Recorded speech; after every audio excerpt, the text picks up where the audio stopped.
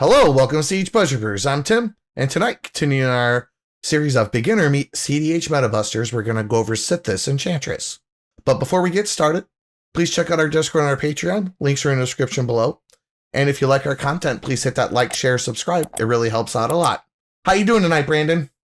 I'm doing great, Tim. How are you? Oh, just glad to be chilling with the coolest co-host ever. You're making me blush. Aww. All right, man. Let's get busting a move.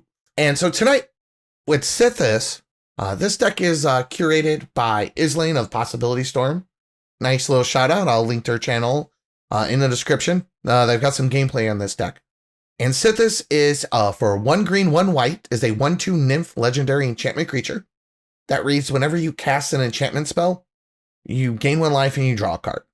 So for those of you who are familiar with old school, like Legacy Enchantress decks with the Sierra Sanctums and the Enchantress's Presence and Argothian Enchantress, this is essentially the commander version of it. There is obviously some differences. At the end of the day, really what you're doing is you're playing enchantments to draw cards, stacks out the board until you hit your winning combos. There is some delineation, which we will get to in a moment. But the big thing is that the commander's very low to the ground, and you're in Selesnya, so you get a lot of the nice hate bears, you get a lot of nice hate pieces, and then your commander is a card advantage engine in the command zone. Some of the main combos to win the game with your commander kind of revolve around cards like Whisper Silk Cloak, and like where you can play it, draw a card, bounce it back to your hand, replay it kind of over and over again and kind of grind like that. Whisper Silk Cloak along with Flicker Ward, which is whenever it comes into play, you choose a color and then the creature gains protection from it of chosen color. It's nice, but it's not really why it's here.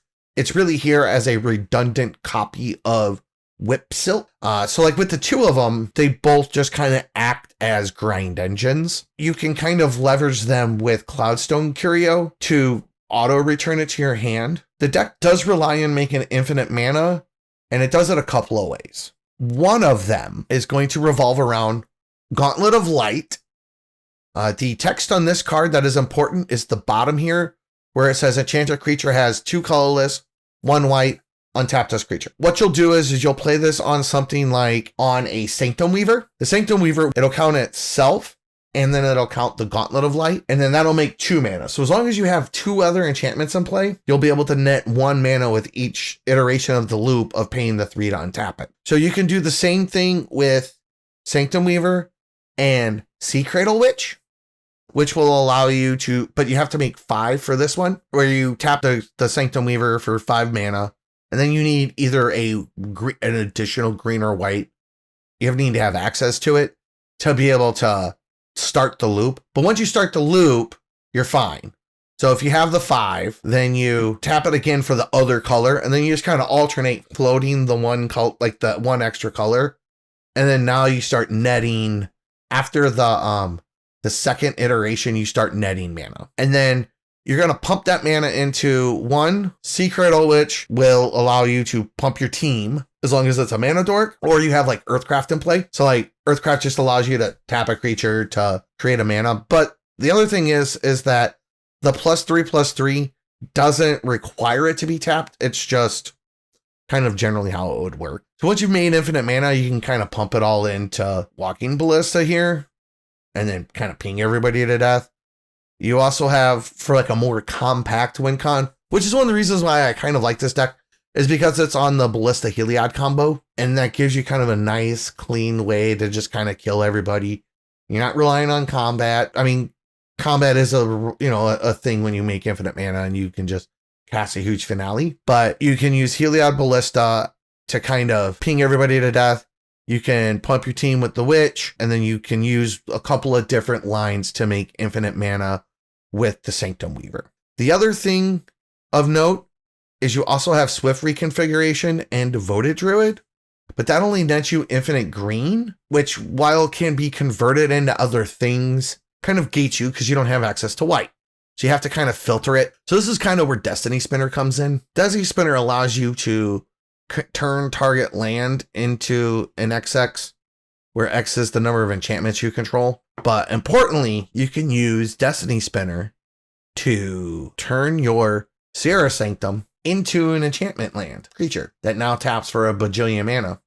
And then you can put like the Gauntlets of Light on it, or target it with the Seed Witch to untap it and just make a bunch of white mana. So what it is there's a lot of like pieces, and then you kind of have to, and this is honestly, this is pretty typical in Selesnya. Like pretty much once you get outside of like Heliod Ballista, you start running into all these like 3-card combos, just kind of layer together, and you just kind of have to assemble it. So there is a very detailed primer that goes with the deck. There is a Cloudstone, there's a couple of Cloudstone Curio lines that they discuss in the primer. A lot of it's just play a 1-mana enchantment, draw a card, return another one to your hand, and then kind of repeat that like once you have unbound mana. Like a lot of it's just once you have infinite mana, you can do this thing. And to be honest, like while they're important, I think that they're more like backup lines, and they're covered in the primers. With that in mind, I did want to discuss some of the nice targeted hate pieces in the deck. You're packing like Stony Silence, Collector Oof, you get Rest in Peace, you're getting like Blind Obedience, Aura of Silence, Seal of Cleansing, Seal of Primordial, Root Maze. Like all of these cards are very efficient, low to the ground hate pieces. And that's not even counting your creature hate package, which is very robust as well. You get Gaddock, Elishnorn, Draneth, Endurance, Yasharn, Ranger Captain, Collector Oof, and all of those kind of help you buy time until you're able to assemble. There is one last combo that I did want to touch on. So the first part of it involves using Siona, Captain of Palis, which is whenever it enters the battlefield, you look at the top 7 cards and then you reveal an aura from them and put it in your hand, then put the rest on the bottom. That's not the important text. It's the second text of whenever an aura you control becomes attached to a creature, you create a 1/1 white soldier creature. This is one of those like 3-card combos. You play Siona and then you get a card called... So once you get Siona in play, you cast Shielded of Faith, and then it will generate a 1/1. The ability of Shielded by Faith will trigger and then want to attach. And then once it attaches to the 1/1, it will make another 1/1. And then you make infinite 1/1s with it. The issue becomes with that is you now need a way to weaponize all of these 1/1s, because making a bunch of 1/1s that pass the turn probably isn't going to win you the game. Like, to be honest. So you have to play like stuff like Concordant Crossroads, or you have to like play a Gaia's Cradle or like a Circle of Dream Druids or something to be able to crank a bunch of mana into like a big finale of devastation to give them all +X+S. And mostly it's to give them the haste, which only triggers if you are able to cast it for 12 mana. You can also, like if you have that same Cradle, you can just pump it into Ballista and then mow everybody down. And then you can also pump it into like Sea Cradle Witch as well, just as like another option. There's a couple of different ways to give it haste. And then as long as you have like a finale or the Concordant Crossroads, you can weaponize it. So again, that kind of harkens back to how I was discussing the like a bunch of like 3-card combos once you get outside of the Walking Ballista Heliod combo.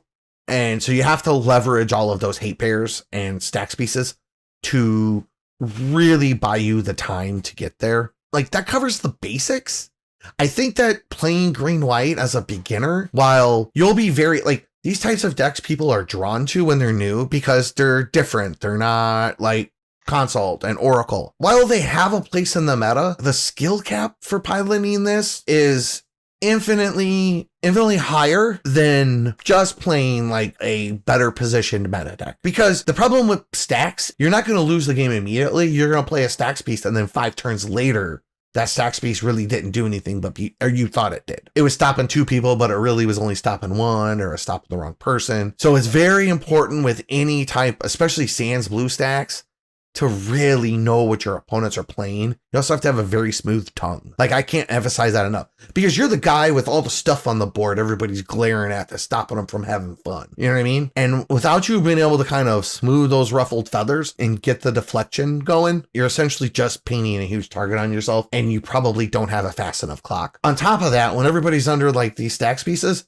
they don't have nothing to do until they're ready to go. So they're just sculpting. If you're trying to advance your board state to close the game out, they're going to point that hate at you. So that is something to be like wary of. There's going to be a pretty strong learning, like a steep learning curve with the deck, but the learning curve isn't something that's like necessarily mechanical. It's more political. It's like you got to be a pretty smooth talker to kind of get that across. So Brandon, do you have any questions? To kind of piggyback off of what you were saying, because Stacks is seen as like kind of anti-fun, which I personally don't think is a fair assessment of Stacks, but that's how a lot of other people see it. You're definitely right in that like you either have to be a really fast Stacks deck or you have to be able to kind of talk your way out of it. And that's why I kind of was drawn to this deck as for us to talk about, because one, it's unique in that the reason I would like this deck so much and I wanted to talk about it was because it's an Enchantress style deck.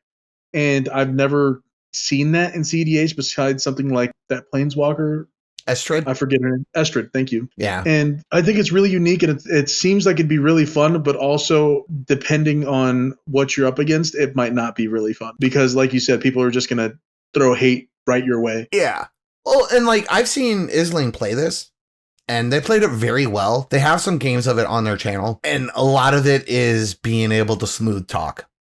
And it's not that like you're necessarily smooth talking everybody into making bad plays. Half the time you're talking them out of making bad plays. Yeah. But they're bad plays that like seem like they're good for them at the time. But it's just, again, it's like kind of when everybody's under all of this, they all hit a point where, especially if you're like trying to knock people out one at a time, people just start getting desperate and they're like, well, fuck it. My chances of winning are 0 when they untap. So they're like 99.9%, there's like 0.01% chance of me winning if I just go. I actually have a story about that real quick. Okay. I was playing an Urza Stacks deck and I had, I can't remember the name of the card, but it was like a 3-drop artifact that you essentially can't do anything, right? Static orb? 3-ball? I think so. It's like if it's untapped, they can't untap or something like that. They only untap 2 permanents. Yeah. And so I was like, you know what? This one turn, because I was playing with my friends, I was like, this one turn, I'm going to tap this and I'm going to see where we go from here. And everybody popped off and I almost lost the game. So I was like, you know what? Fuck y'all. I'm killing y'all on my turn. Right. Yeah, exactly. Well, and what if one guy, if he's dead on board to your next attack and you've been hitting him, and then they bounce it and then they get stopped. You know what I'm saying? Mm-hmm. That is that kind of brings up a big point. When you're playing Stacks, pick somebody and latch on and you want to close it out. Because what you want to do when you play Stacks, at least in my opinion, outside of combos, like killing people with combos is really the best way to do it. But outside of that, at least in my opinion, not everybody agrees with me. Some people are all about win conless, but I can't co-sign that one personally. Is pick somebody, latch onto them, and get rid of them. Because what you want to do is you want to, if the other, like, even if the other players are sitting pretty, the problem is like the worst point for a stack stuck in the game is that last turn before they're dead. That's when people do the desperation shit. So you just want to close that window out as fast as possible. What you don't want is 3 players desperate. You want 1 player at a time desperate, and the other 2 players invested in not losing. So what you have to do is you pick a target and you just stick with it until they're gone. Don't spread your damage around. Let the other guys deal with the other guys. Just go. And then you move on to the next one and move on to the next one. Every time I've made the mistake of like, I'm playing with my friends, I'm just going to hit everyone at like once. They get to a point when it's typically when they're at about half health and they're just like, all right, this is getting dangerous. We're all going to target you at once. Right. And that's exactly the point you lose. Yeah. And that's honestly kind of the feels bad part about playing Stacks. Cause like you do want people to have fun, but also you want to have fun your way. And so it's like, okay, well, I'll kind of spread it around. I'm not going to be as aggressive. And because you're not aggressive is how you lose. Right. And it's just a loop that you have to be aware of. Right. I mean, it's what you sign up for when you play non-blue decks with things that slow the game down. And then everybody has to sit there for 6 turns while you kill them. People don't want to sit there for 6 turns, but they're also not going to scoop either because they might draw their Psych Rift, bounce all your shit and win. So, but what you want to do is you want to eliminate each player kind of one at a time to like shrink, like to close that window on their desperation. But okay. Anything else you want to add? Nope, that's it. No? All right. So I think with that, I think we will head on out. So again, thank you for joining us, and everybody have a good night. Bye. Bye.